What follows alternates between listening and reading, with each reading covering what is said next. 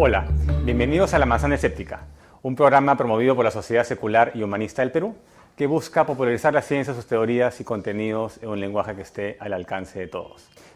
Ahora vamos a discutir un tema muy interesante que es la nanotecnología. Muchos conocen o han oído hablar de los nanobots, ¿no? Que son robots, ¿no? O estructuras artificiales ensambladas por el hombre muy pequeñas y que pueden ser insertadas en el torrente sanguíneo y tal vez generar algunas funciones, ¿no? Entonces, para eso hemos traído a un experto en el tema para hablar sobre estos mecanismos, ¿no? ¿Qué tan lejos hemos llegado? Muchos recordarán tal vez los Borg de Star Trek, ¿no? Que tienen los nanoids, que pueden reparar el cuerpo, pueden reparar tejidos, pueden curar enfermedades y no producen esos efectos secundarios que producen estas drogas. Están, digamos, programados para hacer un cambio específico. Para hablar sobre qué son los nanobots y la vanguardia de la nanotecnología, tenemos como invitado especial a Daniel Rueda Herráez, que es bachiller en física y después se dedicó a la biotecnología. Entonces es un físico biólogo, que es interesante. Magíster en bioquímica y en biología molecular y finalmente un doctorado en ciencias de la vida. Y bueno, trabaja como investigador en el CONCITEC y ya nos contará, porque en el Perú también hay investigación en estos mecanismos. Buenas noches, Daniel, bienvenido al programa. ¿Qué tal? Buenas noches. Un gusto estar acá. Quisieras tal vez comenzar, o podemos comenzar con la pregunta, ¿qué es la bioquímica, ¿no? ¿Es esta rama de la biología, de la medicina? La terminología existe, que la asocian a algunas proteínas, algunas moléculas de las cuales yo sí podría opinar. Exactamente, yo no trabajo en eso. Claro, no, es un término que se usa más en ciencia ficción, tal vez. Sí, ¿no? sí, si alguien va a un laboratorio de investigación y le dice ¿qué sabes de nanobots? Probablemente nadie lo sepa, ¿no? De repente es una palabra más comercial, ¿no? Probablemente no haya nanobots actualmente, ¿no? Lo que hay son estructuras moleculares que realizan ciertas funciones. Sí, ¿no? eso sí. Y de eso, en ese sentido, se puede hablar de un diseño molecular que puede generar beneficios médicos y que ya se utiliza, ¿no? Sí. Por ejemplo, bueno, yo trabajo muchos años en los laboratorios de investigación en la Universidad Cayetano Heredia. Hay muchos grupos haciendo investigación alrededor de temas médicos, ¿no? En lo que yo he revisado en la literatura, por ejemplo, porque la verdad me dio curiosidad, ¿no? ¿Qué son los nanobots? ¿No? Me dio curiosidad y quise buscar un poco, ¿no? Y según lo que encontré en la literatura, indicaban que lo que las personas llaman nanobots vienen a ser algunos complejos proteicos, ¿no? Naturales, que ya se conocen, que tienen ciertas funciones biológicas intracelulares, y en algunos casos se producen de manera sintética en un laboratorio, en un tubo de ensayo. Esas moléculas tienen alguna función biológica. Uno podría, si quieres, inyectárselo a un paciente y las moléculas podrían tener la misma función que tienen naturalmente en la célula, ¿no? Entonces, en ese sentido, uno puede agregar esas moléculas, esos compuestos, y en la zona del tejido o en la célula, en otra célula donde uno le inyecte, pueden tener la misma función biológica que tienen naturalmente. Entonces, y como hay gran cantidad de proteínas con diferentes funciones, uno podría en principio escoger unos complejos que tengan la función que uno quiera, en temas médicos, por ejemplo, ¿no? Trabajar con una proteína específica ya para los fines específicos. Claro, alguien podría, de repente, algunas personas los llamarían nanobots, que hacen diferentes funciones, podría ser, ¿no? Pero más o menos ese es el concepto actual, ¿no? El tema de los nanobots todavía es una tecnología emergente. No podemos hablar de estructuras de silicio muy pequeñas y programadas que se insertan en el cuerpo. Eso todavía no existe. No. Lo que hay son maquinarias biológicas diseñadas o calibradas por el hombre para hacer funciones específicas, ¿no? O sea, hay maquinarias biológicas, moléculas que ya tienen una función natural en las células. Lo que se hace en los laboratorios es producirlas de manera artificial y van a seguir teniendo la misma función que tenían en la célula si uno las mantiene a condiciones adecuadas, pH adecuado y a veces con otros componentes adecuados, ¿no? Pueden tener la misma función que tenía en la célula, ¿no? Entonces, en ese sentido sí se puede hablar de nanobots en un sentido muy amplio, de diseñar estructuras moleculares que tengan beneficios médicos, pero todavía no estamos al punto de programar un software, una computadora que sea muy pequeña y que realice un programa cibernético, ¿no? Sí, es cierto. Entonces, ¿qué es la bioquímica? Bueno, la bioquímica es la ciencia que estudia los procesos químicos en los seres vivos. O sea, Por ejemplo, hay reacciones químicas dadas por moléculas, se conoce como bioquímica porque son moléculas que están en la célula, ¿no? Y bueno, diferentes proteínas, diferentes enzimas, para ser más exacto, pueden tener diferente función, diferente actividad enzimática que se relaciona con diferente actividad biológica en algunos casos, ¿no? ¿La bioquímica y la biología molecular son dos cosas parecidas? Justo hace poco escuché a unos profesores comentar el tema, ¿no? Decían que antiguamente, es lo que ellos mencionaban, ¿no? Claro. Antiguamente, hace probablemente unos 30 años, ¿no? Lo que actualmente se conoce como la biología molecular era dentro de la bioquímica. Las reacciones con ácidos nucleicos era parte de la bioquímica, claro. Pero en algún momento se separaron en dos áreas, o si quieres alguien le puso otro nombre a esa área, pero en sí es una. La biología molecular está dentro de la bioquímica, ¿no? Entonces es una rama de investigación de la bioquímica y se relaciona también con la física, porque hay una física de partículas también, ¿no? O de átomos que uno tiene que considerar a la hora de diseñar estas estructuras. Existe la física de partículas, ¿no? Como física de partículas, si uno lo busca en internet, no tiene nada que ver con temas biológicos, ¿no? Entonces no llegan a partículas subatómicas, pero sí hablan de química. Desde el punto de vista físico, uno puede estudiar un átomo, dos átomos, como en la molécula de hidrógeno, que son dos átomos, pero cuando estudias tres átomos o más, el problema es complejo. O sea, solo tres átomos o más, si tú lo quieres estudiar como física, con ecuaciones, es altamente complicado.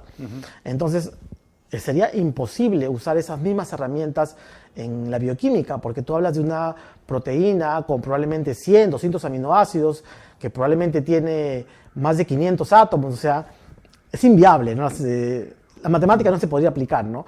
Pero sí se aplica la física, no como la física de partículas, que sería muy complicado, ¿no? Pero hay técnicas físicas que se usan en investigación en física, que también son aplicables a moléculas biológicas, ¿no? ¿En qué estado está la investigación actualmente en biotecnología?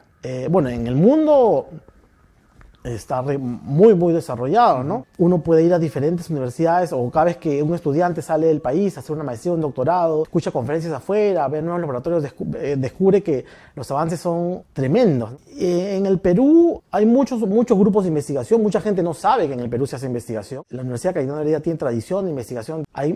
Mucha gente no sabe también que hay peruanos en el mundo que resaltan en el mundo, ¿no? O sea, y que todavía están vivos. Claro, pero ¿qué avances hay en bioquímica? ¿Te refieres en Perú? En el área, en el mundo en general. O sea, ¿cuáles son los avances más importantes en bioquímica? ¿En qué se aplica exactamente? Un área muy resaltante es que es la biología sintética, ¿no? Muchos grupos que han querido desarrollar un organismo sintéticamente, partiendo de lo más simple. Yo recuerdo alguna vez un profesor que nos daba una conferencia que mencionaba que él trabajaba con liposomas, él armaba liposomas en el laboratorio, que es un poco lípidos como forman la pared celular, y dentro de los liposomas él metía una serie de moléculas, y él esperaba que poco a poco obtener una célula.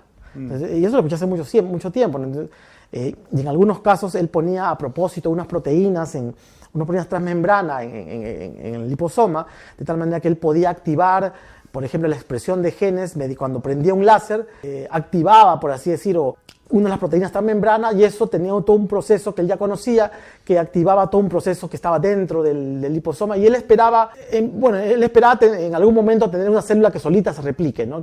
Pero donde él ha partido desde totalmente nada, donde todo era sintético.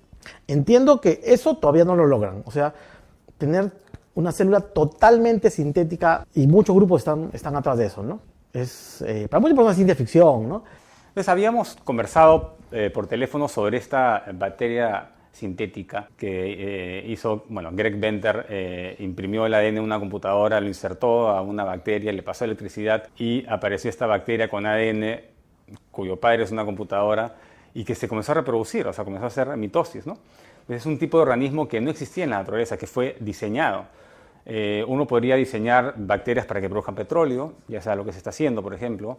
Y lo interesante es que estos diseños son de alguna manera nanobots, ¿no? Porque tú estás diseñando lo que quieres que haga una bacteria o una estructura o una molécula, y también hay un activador. En el caso de la investigación de tu colega, la luz, que activa una función. Hay cápsulas, por ejemplo, que también reaccionan químicamente y liberan a un contenido. Para la medicina, por ejemplo, es algo que también se está investigando, interesante. Pero cuéntanos un poco, hablamos también sobre los biosensores, que podrían ser considerados nanobots. No sé si nos puedes contar específicamente tu investigación, que es sobre el tema, ¿no? Primero, ¿qué es un sensor? ¿No? Un sensor es un instrumento que mide algo, ¿no? En los últimos años han aparecido en el mundo los biosensores, que simplemente son sensores que tienen alguna componente o proteica o de ADN. Todo el mundo conoce que todo el mundo en ciencia, los que estudian un poco de biología, conocen que la molécula de ADN tiene doble hebra. Son dos hebras de ADN que están unidas por interacciones entre las bases del ADN. Y esa unión es específica.